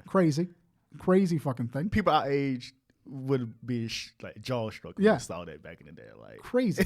We Crazy. blow our minds. yeah, Broly, which was like historically a bad guy, he made him better. made him better. Yeah, Like Boo the- came Boo, back as Oob. Yeah, Like- came back as Oop, and Fat Boo was also a good Yeah. guy now. Mhm. Cell is the only one. Cell is still to this day just Cell hater. shit evil. So just He's a menace. so just a hater, straight up hater. And that's what I love about Dragon Ball. Again, it's simple as in nature. Like his villains, and again, like this is why I love Captain America's villain, the Red Skull. Just a bad guy. Yeah, Frieza, bad Just a guy. bad guy. Cell just want to be the best, but also a bad guy. Yep. Boo, just a piece of shit. Essentially, just a demon. that's all Literally I a need. demon. That's like Well, literally- Boo's is the essence of evil. Yeah, but that's in all I form- need, though. I don't need this tragic backstory, sympathetic nonsense. Yeah. These characters people do nowadays, and nothing wrong with that. But Toriyama, the way I like consuming things, Toriyama just nails it completely. Yeah, because it's like, listen, here's a big baddie. You Beat may this fucking guy. you may know It's a what comic. he's about. It's an essence of like it's pure comic. Yeah, it's like it's comedy, but it's also No, just like, comic. Like it's just Like pure comic comic. book? Yeah, it's just Yeah. like bad guy for no reason. Yeah. They're like just bad for I love that the sake of being Yeah, it's bad. like Monster. It feels like Monster of the Week, but elevated. to me. Elevated. Yeah, Yeah, exactly. it's just like, I- yeah, you got this big bad guy. You fight him a couple times. You get your ass beat. You get back up again, and then like you just keep doing that. People like, forget this started in the 80s. I mean, this 89. is Yeah. Ahead of his time. Yeah. In fact, I read a tweet this morning, like the guy who kickstarted the manga anime genre praised Toriyama, like with Dr. Slump. I think like this guy, he's going places. And look where he is now, this dude. man cooking. Like, can you imagine? I was texting Bryan last night, like someone like Stan Lee or Akira Toriyama. You make these worlds, then just next thing you know, these fucking things are everywhere, Yeah, praised by millions. Like there has to be like a good feeling with that. there has to be a good feeling. There's Like you did that. there's also something interesting that happens that I feel like a lot of those people are like, they love that they were able to do that, but at some point they just kind of give it to the fans. Mm-hmm. They're like, this no longer belongs to me. Stan Lee did it with Marvel. He left Marvel years ago. Yeah. And he gave it to like other people. But Yeah. his essence, those worlds, those characters are his. Always is. But it's Yeah. like culturally, you're saying Yeah. like this no longer is a thing that I built. Like Mhm. this is now building in on itself. And that's kind of like what it felt like with like Dragon Ball. Like Dragon Ball, yeah, like he was involved with Dragon Ball and making literally Dragon Ball, but the cultural impact that show had is responsible for great animators like fucking JoJo. Mm-hmm. JoJo had a lot of Dragon Ball Z like references in terms of like American cartoons too. animation. Face of the North Star, Yeah. which is one of the earlier animes, significantly inspired by like the look of Dragon Ball. Just the way that his work and his art just built into itself and built into culture, where like you will see a Dragon Ball reference and not know that it was a Dragon Ball reference because it's just buried on so many layers Yeah. of like being in the group. Look at thing. Naruto's color scheme in original. Yeah, It's Naruto's color Goku's. scheme. Yeah. The whole archetype of like rivals becoming friends. Mm-hmm. Hey, The Sasuke's are Yeah. Vegetas. yeah, it's Yeah. he not only created like one of the best running manga of all time, but he has enabled a lot of other artists and creators to do the same thing, and that's just fucking cool. I think Yeah. that's fucking cool. Dragon Ball, like, it is so fucking cool, dude. Yeah. Like, there's like, again, it's like I'm ragging on the new stuff, but it's not. Like, there's nothing like Dragon Ball, dude. No, There's nothing like Dragon yeah, Ball. It's and like, part of me always feels like I might just be really nostalgic for something, I don't think it's nostalgia. but it doesn't feel that. Because the way. reason we have this conversation, because it's true. Yeah. This I agree. impact it did. Like, it is like, there's nothing like Dragon Ball. It took me away from my cynicism for like a day or two, and I really appreciate that it did that. Like hearing of Toriyama's passing like destroyed a lot of the cynicism that I had regarding media. And, like suddenly I was watching Dragon Ball clips and I was like, this shit just goes hard. Goes fucking hard. Just goes hard. Yeah. Like I watched the clip of two clips. I watched the clip of Goku going Super Saiyan against Frieza for the first time. One of the hardest things I've ever seen. Yeah. Continues to be one of the hardest things I've ever seen. He like revives the bird, tells it to fly away. From Cooler. From Cooler. That's my favorite transformation with Super Saiyan. I love Crazy. it. Got me introduced to Deftones. The band. I was about to bring up Deftones. You bring up Deftones every time we talk about. In fact, Dragon Ball, got my attention to Linkin Park. Yeah. One of my favorite bands of from all the time. A and B's. Yeah. Yeah. Holy shit. Crazy. Yeah. Huh. It's just a huge amount of cultural impact. Yeah. Hitting in everything that he did, everything that he worked on. That was an impact From itself. Chrono, like Yeah. we haven't even talked about Chrono Or Trigger Dragon Quest. or Dragon Quest. And they're just big as Dragon Ball for him. yeah, like big franchises. it's crazy. Uh, Gregor, you've been spacing out. Yeah, Doing I was alright? just thinking about just like how much like my childhood afternoons like just revolved around coming home, sitting down in the floor, watching Dragon Ball, like watching Dragon Ball, like Yeah. like Goku's Adventures. My mom's getting dinner ready, watching that, like watching Gundam. It's like 7:00 p.m. yeah, And then fast forward 10, 16 years into that. yeah, I'm watching Super. Fucking, we're at school Watching Super working Saturdays. together. Like literally, like we would sit in the animation classroom and just like 10, 15 people watching the latest episode of Dragon Ball Super. We got to bring up the fucking commercial. Yeah, if we're the gonna fuck- talk yeah. about it like this, we always got to bring up this damn The commercial. commercial hits home. God damn, I don't want to say that game is mid, but it's What like game is that. that again? Kakarot. Kakarot, but it's that is absolutely the most perfect commercial Yeah. that encapsulates. God, it gives me goosebumps thinking about it. Just like, It hits different after his passing. Yeah. yeah, that commercial That's awesome. is so. Someone literally wrote that commercial from their own Yeah. experience. Yeah, the person that wrote that was actually And the kid. everybody that's in like if they grew up like us, like grew up as a child watching Dragon Ball, it connects to you Yeah. in just so many different ways. It was yeah, man, that commercial just nails it. It's just being a kid and then like you're 8 years old and you're watching fucking Goku beat the shit out of Frieza Yeah. and Namek, and then you're 22 and you're watching Goku and Frieza fight and beat the shit out of this other guy To save the universe. just to save the fucking. There's something that ties us to our childhoods because of that. Yeah. Like there is a link to the person that we were when we were 8 years old that will forever be alive. Don't put it at copyright. We can't fund that. We can't show it on the. No, you can't do that. Oh, Yeah, okay. yeah. It's always just like that connection will always exist there. And I value that a lot. Like that's a great thing to have. And I think that's why it hit really hard for me. Yeah. Because I was like watching, like the Yu-Gi-Oh passing was hard, but that was kind of like an accidental passing. Like it was just kind of weird. He died a hero, dude. He died a hero. Like these are the people that inspired me to be a better person all the time. Like their art was always being like, take care of your friends, hang out with them, He was all love about them. friendship. Damn, I can't watch this commercial. Yeah, it's so. It's fucking literally, I'm heartbreaking, literally yeah. fucking tearing up. Like I'm like, damn, this is real. Dude, like, we probably talked in the Tanam episode, but Yeah. there was a special time back in 2000s, Yeah. the late 90s, just, again, with Jordan said, just coming home and watching Dragon Ball. Yeah, No one understands that feeling. No, today. man. They don't. it doesn't exist. Because it was, like, limited for us back then. Well, if you think about like I mean, I guess for all of us, like me and Tay, like lived in the middle of nowhere. Yeah. There's like this lived in the middle of nowhere. You live in the fucking country, but when you came home, and you got this, like I didn't have like. There's no one that lived around me or anything. 'Cause I lived up in like on a hill, just alone, isolated from a lot of people. Yeah, So, just in the middle of nowhere, and coming home to Virginia, or coming home and sitting down and watching Dragon Ball Z, like just transported me. Like literally, you would focus so much onto it, and It was the coolest thing it ever. was such a bizarre show and something just completely brand new and foreign to me Yeah. that it just whisked me away every freaking night. literally like, altered our brain chemistry.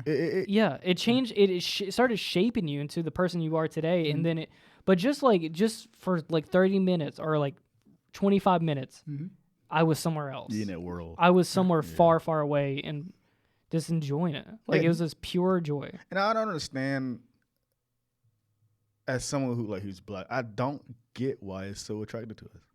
And I don't know, like, for like someone who's specific. Everybody, Black it just community. Well, there's united. something- It did, but Yeah. there is something special with Dragon Ball with black people. It's a memes And and the- and the joke, but Hispanic it's true as community. fuck. as Yeah. well. Yeah, Like it's really true. it really did touch everybody. Yeah. And not But only I am so interested in what about it in the Hispanic brain and in the black Yeah. community. And I could never find a definitive answer. is for it the I guess fighting? No, Like it's something about just how. I think it's something about just how everybody is the same. I think it's because it's more like it just straight up raw as fuck. Yeah, I think that's literally the answer though. About you said fighting, But like another thing though about this is like, you know how many friendships this built? yeah, Like Yeah. just going to school and if you wore a shirt or you just like, you know how many friends you just made just from like, oh, you like Dragon Ball? Like I watch that too. yeah. Like what do you like? It was like, who's your favorite character? And like that was a good episode. Or like, There's- did you watch it last night? one guy in my high school never talked about anime and manga. Yeah. But he talked to me about, hey, how we watch Dragon Ball. His guys. Every other week he talked to me about Dragon Ball. Yeah, it's But he fucking. never talked about any other anime. Yeah. He just not done this thing. But Dragon Ball was something he. Even Watch. Dragon Ball like wasn't even considered a. It was just considered a cartoon to us. It wasn't. We didn't know what anime was or anything like that. really. But it was like, and that's what also why Toonami is so special. Yeah, it's such a special place. It really did leave us with something that's just never gonna happen again, for our lives and our lives. No, we'll never get that feeling Yeah, again. like that feeling for us is like Dragon Ball felt it. That's something you can experience probably when you're a child. That's what that commercial you said, like, if you put it in perspective, we're the adults, we're the Dragon Ball fans. Oh yeah, Yeah. That kid is My Hero Academia and Naruto Yeah. and One Piece. That's not his- even. I wouldn't say Naruto. I mean Naruto. That's also, that kid's adventures. there, bro. Boruto, Yeah, Boruto. My Hero, that's what the kid's watching. One Piece. One Piece is like in It's between there. Presido. Yeah. But like it's like there's gonna be 3 kids having this conversation about Horikoshi Who was when he that? dies. He's the My Hero guy. My Hero guy. There's gonna be some people doing it about the Boruto guy. And like Jujutsu Kaisen. Jujutsu Kaisen's so good. I haven't watched it. Yeah, it's so good.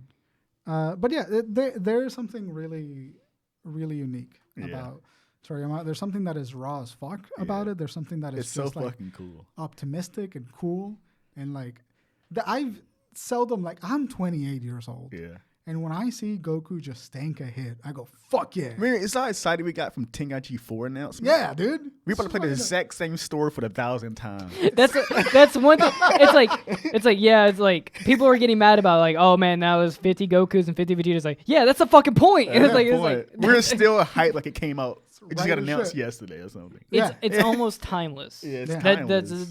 That story is just timeless. We Just- already played the exact same fucking game. Dude, again. I'm ready. and I can't wait to fucking do it again. I'm ready to fuck up Raditz again. Yeah. Like I'm ready to fucking do it. Put him in the line.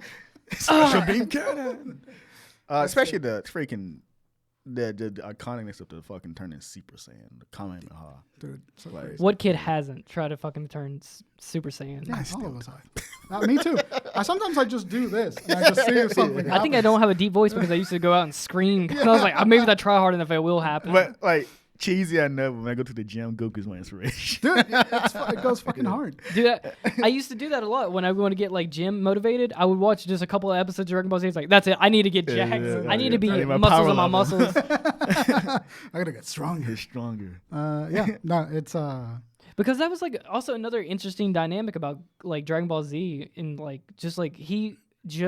he would not have that power, and just through fighting would just overcome it. yeah.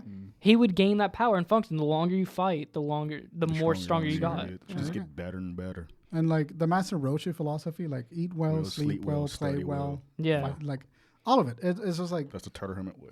Turtle Hammer way. It's a huge impact, and it was absolutely heartbreaking to hear that It was Toriyama passed away. heartbreaking. And Well, he absolutely left his mark. Like, oh yeah, he'll never be He forgotten. did that years ago. He just Yeah. living on freaking revenue now. yeah, Yeah. dude is He achieved it. historic. He's I think like maybe the creator for was it Hideko, the Studio Ghibli guy. Hideo Miyazaki. Yeah, Miyazaki. Yeah, He's gonna have a similar impact. Yeah. when he Yeah, passes, for sure. My girlfriend told me that. I was texting Libby about it, and I was just like, I know it seems silly that I'm like really sad about this man dying, Yeah. but she was just like, no, I get it. I'll feel the same way when Miyazaki passes away. Yeah, I 'Cause that's her tweeted thing. it. It's interesting. Like, I'm pretty sure all of us has not met Toriyama. No.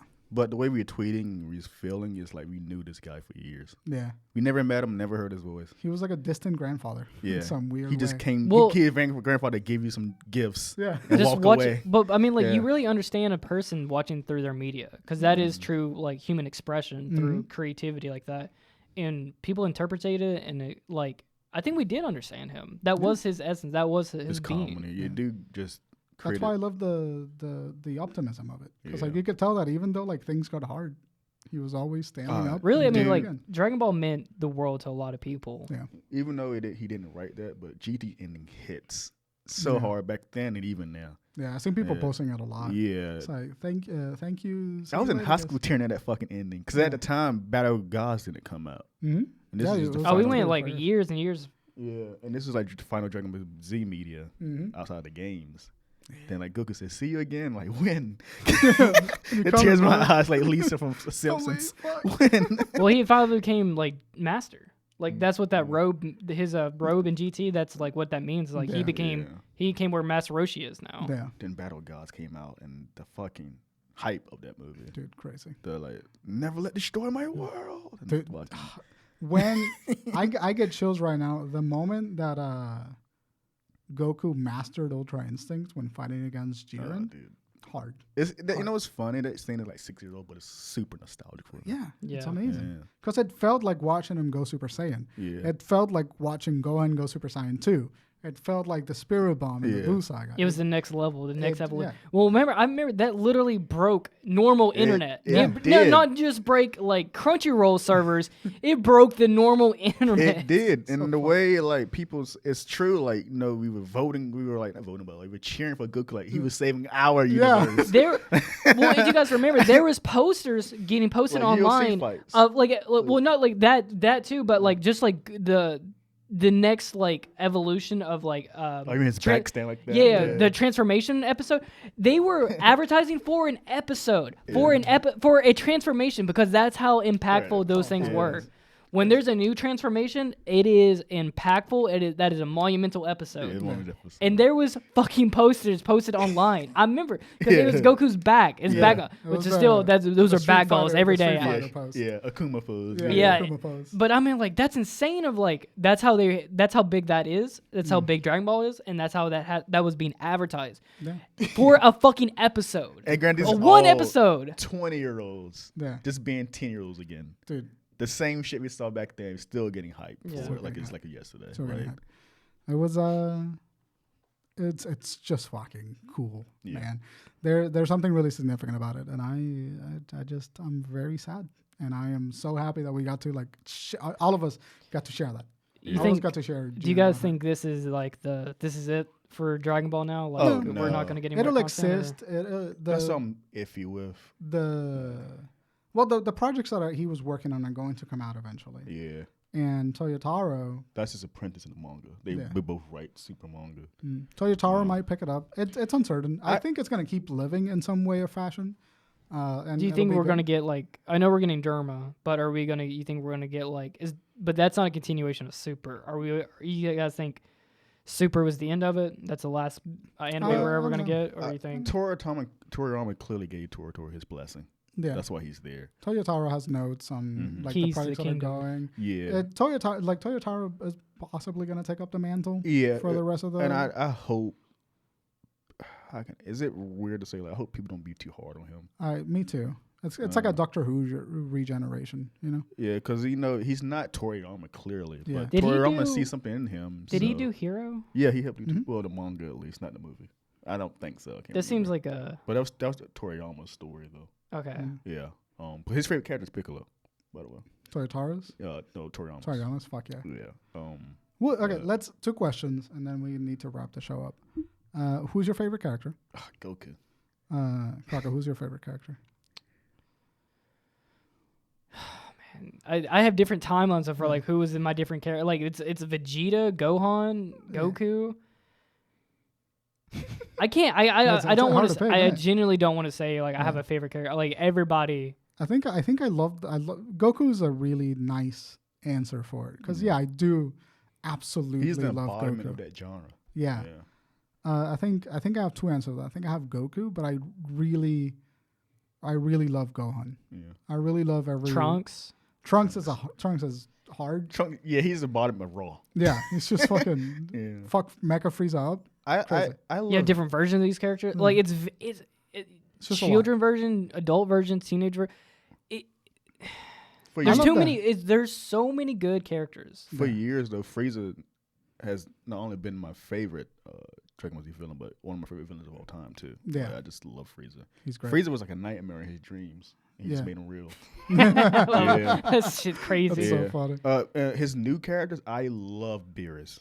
Yeah, He's like Beerus one is of my great. favorite characters in the Beerus entire is great. series. Whis is Beerus great. I love awesome. I Whis. love Whis. I love Beerus. I haven't read the manga for Granola or the new guys, but I like everything about them. I like Yeah. their design a lot. Beerus and Whis are such great additions to the cast. Yeah, Yeah. I agree. Yeah. I agree. And then just to finish it off, what's like your top Dragon Ball moment? God, I listed many of them. I got one that comes off right at the top of my head was when it's from Super. It's when Goku, Ultra Instinct, like he Kefla threw the twin thing at him. He's like, Kamehameha you surfing. can't dodge midair, and then he spazzed on it. he like grinded Bro. with a Kamehameha. That was a I moment was like, where I remember standing- where I was at. Yeah. I'm like, what the fuck? He broke physics. I was like, raw. Peak! That's what I'm talking about. And they knew that it That's went my hard God. because they cut to it 3 times from Yeah. 3 different angles. Yes. They were like, What's they're the like, guy say? That's cooking why he's the MVP. He's the goat. the goat. The goat. Now mine's is like nothing beats when Goku first turned Super Saiyan, or I'm a huge fan of Super Saiyan 4. Yeah. He didn't do the design though, but I do love Super Saiyan 4. looks Dragon awesome. Ball Media. Just Yeah, enjoy Probably it. my favorite design is Super Saiyan 4. Yeah, but also the Ultra Instinct thing, just to lead up to that, and his design. And I love that form Wait, because I love I have a favorite character. Yeah, It's, who? it's Vegeta. Vegeta. Vegeta. Vegeta. Oh, the fusion. Yeah, the fusion. I love the fusion. I love concept Gogeta. so much. Gogeta's Yeah. great. This also it's a debate between these people who like the Well, Yeah. Gogeta's got the best fit. Vegeta does. Vegeta looks does the- cool as Vegeta- fuck. No, Vegeta's raw. He Gogeta. got What? the fucking bangs and the Yeah. earrings. He look cool as fuck. No, dude, Gogeta got the little vest, dude, and the Yeah. white Yeah. pants. He whooped the shit out of Broly. He bullied the fuck out of Broly. He didn't need to go Super Saiyan Blue. But Super He Saiyan was just Blue, flexing on Saiyan Broly. Blue though, it goes so fucking hard. I remember the tweets of seeing like He bullied the shit out of Broly. middle-aged man beats down mentally handicapped. Because he won. boy couldn't do math. Gogeta blew He the whooped shit out of his Broly. He beat the shit out of him. He did that shit like this. They were No, doing a fucking one of the explosion. best jokes like, Broly, look over there. What is it? Oh, it's I won't Frieza's- say that. You see the tweet like, But like with the whooping like Frieza's ass for 45 minutes while He they were trying was. to get the. It's like, Broly, they killed your dad. look, Broly. beat his ass for fucking They 45 smacked his minutes. ass around. He felt those hits. Dude. What someone said he was fighting for his ancestors.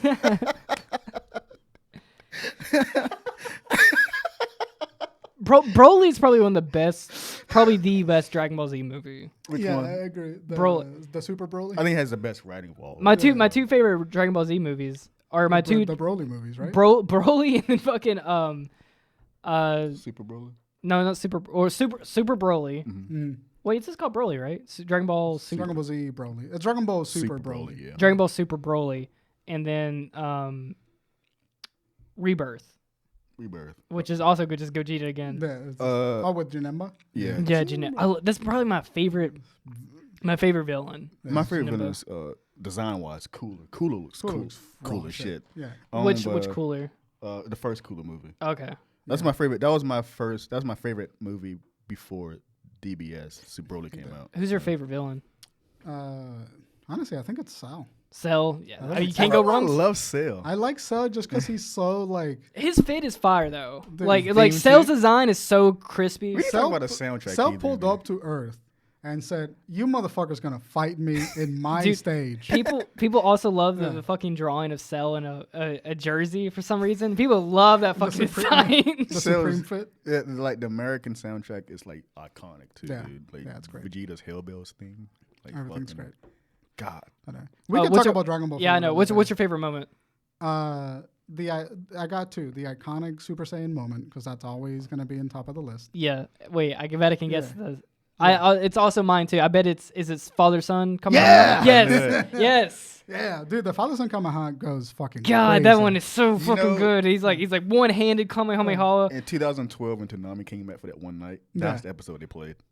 Goddamn right they did. What's Goddamn your favorite fucking right. moment? Okay, so it's Super Saiyan. It's going Super Saiyan. One for the first. Yeah. time. Okay. Mhm. And Ultra Instinct. Ultra Instinct. Preferred. Ultra Instinct Which was a close second which to me. one is it? Like fully complete or when Fully he? complete.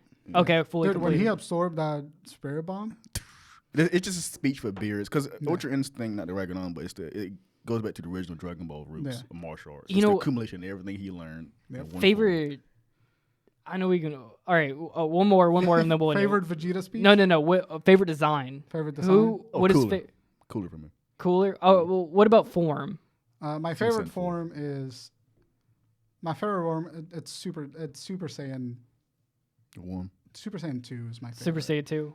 Super Saiyan 4 probably. Yeah. I said Super Saiyan 4, but my favorite. I think I do have a favorite form. Is it Goku Black? No, I don't like Yeah. Goku. I'm not a big Dude, fan Goku, of Goku. I'm a slut for Goku Black. Yeah. It's Ultra Instinct, but it's half form. The When Omen. it just has the silver around his Omen hair. form? That is my favorite fucking form. Where it's like People actually prefer that over the silver. Yeah, I do too. I love that. That is the rawest form. It looks perfect. There's nothing you can really change about that. No notes. But no notes. But like the design that makes the most sense is definitely like Super Saiyan 4. Yeah, that should have been the Overall, because I'm like that is absolutely like you're You're compressing all the energy of a monkey. right into a single form. Perfect. Yeah. Print it. No notes. That's great. Yeah. Listen, long episode, but if you're in Well, it means a world to us. if you're in the comments, I know that if you're in the comments in this, I know that you've. We didn't talk about like the going on the computer and looking at Dude, Dragon Ball. You'll Super never Saiyan believe. 10. Yeah. How starved we were for fucking information. It was we're looking up this. This is real. The PS27. Super Saiyan Blanco. This is iconic. Everyone knows this Blanco. image. Yeah. That's insane.